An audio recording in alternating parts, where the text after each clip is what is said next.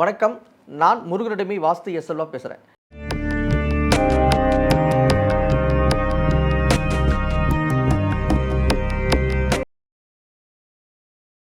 நிறைய பேர்த்தோட தகவல் என்னென்னா, வாஸ்துபடி வீடு கட்டிட்டா நல்லா பணக்காரன் ஆகிடுவோம், கோடீஸ்வரன் ஆகிடுவோம் அப்படின்னு நினச்சிட்டு இருக்காங்க.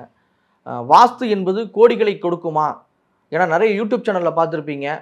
இந்த தெருக்கூத்து உச்ச தெருக்கூத்தில் வீடு கட்டுங்க, நீங்கள் கோடீஸ்வரன் ஆகிடுவீங்க. வடமேற்கு தெருக்கூத்து கோடீஸ்வரன் ஆக்கிரும். வடகிழக்கு வளர்ச்சி இருந்தால் கோடீஸ்வரன் ஆக்கிடும். இப்படி சொல்லியே நம்மளை வாஸ்துனா பணம் தான் அப்படிங்கிறத நம்ம மக்களிடையே ஒரு பிம்பத்தை உருவாக்கிட்டாங்க. இந்த பணம் அப்படிங்கிறத விட இன்னொரு முக்கியமான ஒரு விஷயம் இருக்குது, யாருக்குமே தெரிய மாட்டேங்குது. நிம்மதியான வாழ்க்கை அப்படின்னு ஒன்று இருக்குது. இந்த நிம்மதியான வாழ்க்கை அப்படிங்கிறதுல என்னென்ன அடங்கி இருக்குதுன்னு பார்த்தீங்கன்னா, நீ வசதியாகவும் இருக்கலாம், ஆரோக்கியமாகவும் இருக்கலாம், சந்தோஷமாகவும் இருக்கலாம், ஊரில் ஒரு நல்ல பேரும் உங்களுக்கு இருக்கலாம். இது எல்லாமே இந்த நிம்மதி அப்படிங்கிற வார்த்தையிலேயே எல்லாம் அடங்கி போயிடுது. அப்போ ஒரு வீடு என்ன தரும் அப்படின்னு பார்த்தீங்கன்னா, உங்களுக்கு நிம்மதியான வாழ்க்கையே தரும் அப்படின்னு தான் சொல்ல முடியும். இதில் ஒரு ஒரு வாஸ்துப்படியான வீட்டுக்கு வந்ததுக்கப்புறம் கோடிகள் வந்துருமானா அப்படி கிடையாது. நிம்மதியை தரும். அந்த நிம்மதியிலேயே அதையும் எல்லாமே அடங்கி இருக்கும். அப்புறம் இந்த குபேர மூளையில் பணம் வச்சுக்கிட்டா பணம் வருமா அப்படின்னு நிறைய பேர் கேட்குறாங்க. அதாவது சாஸ்திரங்கள்லையும் சரி, எந்த ஒரு நூல்கள்லையுமே கூட தென்மேற்கு அறை தான் குபேர மூலைன்னு சொல்லப்படலை. குபேர மூளைங்கிறதே சொல்லப்படல. குபேர திசைன்னு ஒன்று இருக்குது, குபேர திக்குன்னு இருக்குது. குபேர திக்குன்னா வடக்கு திசை தான் குபேர திக்கு. ஆனால் நாம் தென்மேற்கு அறைய குபேர மூலைன்னு சொல்லிட்டு இருக்கிறோம்.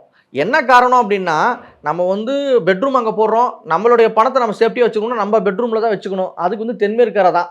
அப்போ தென்மேற்கு அறை பணம் வைச்சுட்டே இருக்கிறதுனால அது குபேர மூலையாக உருவாக்கப்பட்டது. இதெல்லாம் இடைச்சர்கள்னு சொல்லுவாங்களா, அந்த மாதிரி இடைச்சர்கள் தான். அப்போ குபேர மூலைன்னு ஒன்று கிடையாது. நானே சில இடத்துல போய் தென்மேற்கு மூலைன்னு தான் சொல்லுவேன். அவங்களுக்கு ஒரு சில சமயம் சார் குபேர மூலைன்னு சொல்லுவாங்க. அவங்களுக்கு கேட்டது போல் நான் என்னன்றோம், ஆமாங்க இது குபேர மூலைங்கன்ட்டு போயிட்டு வந்துடுவேன். பட் உண்மை என்னென்னா, குபேர மூலை அப்படிங்கிறது இல்லவே இல்லை. குபேர திசை வடக்கு திசை மட்டும்தான். அடுத்தது ஈசானிய திசைன்னு சொல்லுவாங்க. ஈசானிய திசைன்னா ஈசன் வரக்கூடிய திசை அப்படின்னு ஒரு சிலர் சொல்கிறாங்க. ஒரு சிலர் ஈசானியம் அப்படிங்கிற ஒரு அதிதேவதையுடைய திக்கு அப்படின்னு சொல்லுவாங்க. இதில் ஈசனுடைய அதே ஒரு சிலர் சனி மூலைன்னு சொல்லுவாங்க, இன்னொருத்தர் ஜலமூலைன்னு சொல்லுவாங்க. இது எல்லாமே வடக்கு கிழக்கு சேரக்கூடிய மூலையை தான் இத்தனை பேரும் சொல்லுவாங்க.